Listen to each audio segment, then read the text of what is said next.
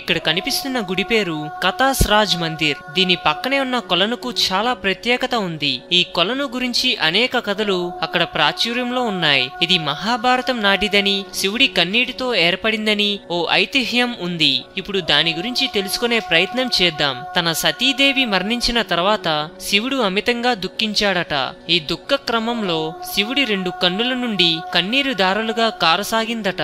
ఈ 2 కన్నుల నుండి ద్రవించిన నీరు 2 కొలనులుగా ఏర్పడినదట. అందులో ఓ కొలను రాజస్థాన్ లో ఉండగా మరొకటి పాకిస్తాన్ లోని కతాస్ రాజ్ మందిర్ అట. దీనినే ప్రస్తుతం మనం చర్చించుకుంటున్నాం. పాకిస్తాన్ లోని చక్వాజ్ అనే గ్రామానికి 40 కిలోమీటర్ల దూరంలో ఉంది. తమ 4 ఏళ్ల వనవాసంలో భాగంగా పాండవులు ఇక్కడ నివాసమున్నారట. ఈ కొలను యొక్క విశిష్టత తెలుసుకొని దాని ప్రక్కన 7 మందిరాలు కట్టించారట. సంవత్సరంలో అన్ని రోజుల్లో ఈ కొలన్ను సందర్శించవచ్చట. ఇది 200 అడుగుల లోతు ఉంటుందట. హిందూయిజం గురించి మరెన్నో గొప్ప గొప్ప విషయాలను తెలుసుకోవడం కోసం మా ఛానల్ని సబ్స్క్రైబ్ చేయండి. ఈ వీడియో మీకు నచ్చినట్లయితే లైక్ చేయండి, షేర్ చేయండి.